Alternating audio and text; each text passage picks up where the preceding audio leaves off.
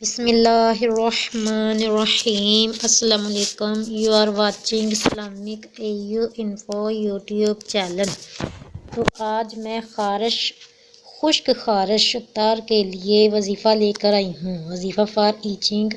اگر کسی کو خشک یا تر خارش ہو، باڈی کے کسی بھی حصے پر خارش ہو، بازوؤں پر، ہینڈ پر یا لیگز پر، باڈی کے کسی بھی حصے پر آپ کے خارش ہو، تو اس کے لیے آپ یہ وظیفہ کرو، آپ یہ عمل کرو، اللہ تعالیٰ کے فضل و کرم سے آپ کو آرام مل جائے گا۔ تو وظیفہ بتانے سے پہلے آپ لوگوں سے ریکویسٹ کروں گی کہ میرے Islamic A U info YouTube channel کو سبسکرائب کیجیے، ویڈیو کو آگے سے آگے فرینڈس، ریلیٹیوز، فیملی ممبر میں شیئر کیجیے، ساتھ بنے بیل آئیکن کو بھی پریس کر دیجیے تاکہ جب بھی نئی ویڈیو اپلوڈ ہو اس کا نوٹیفیکیشن سب سے پہلے آپ کو مل سکے۔ تو آئیے اب ہم اپنے وظیفے کی طرف بڑھتے ہیں۔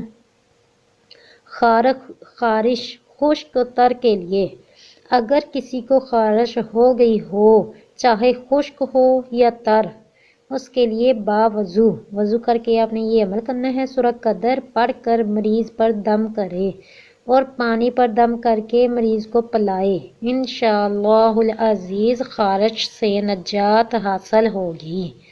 کسی بھی قسم کی خارش نہ جاتی ہو تو اس کے لیے آپ یہ عمل کیجئے۔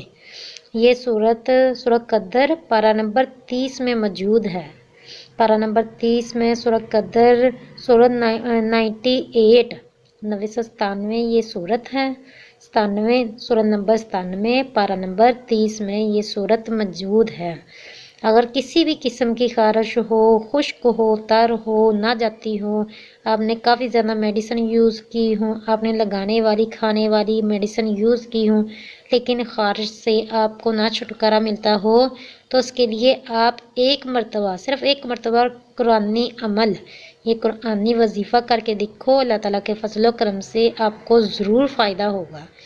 فائدہ دینے والی ذات اللہ تعالیٰ کی ہے۔ اگر آپ اللہ تعالیٰ پر یقین رکھتے ہوئے کامل ایمان کے ساتھ عمل کرو گے تو اللہ تعالیٰ آپ کو اس کا ضرور رزلٹ دے گا۔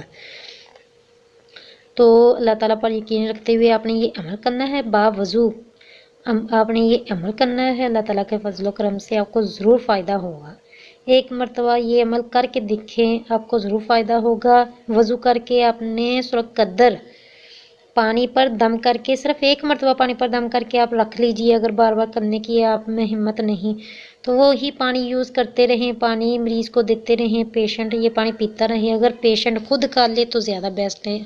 کوئی بھی عمل کرو، کوئی وظیفہ کرو، اس کے لیے تلفظ درست ہونا چاہیے، تلفظ کی درستگی بہت ضروری ہے۔ تو اگر آپ درست تلفظ کے ساتھ صحیح مخارج کے ساتھ پڑھو گے تب ہی آپ کو فائدہ ہوگا۔ اگر تلفظ درست نہیں، وظیفے کرتے رہو تو ایسے تو کوئی فائدہ نہیں ہوتا۔ تو تلفظ درست ہوگا تبھی آپ کو اس کا رزلٹ ملے گا۔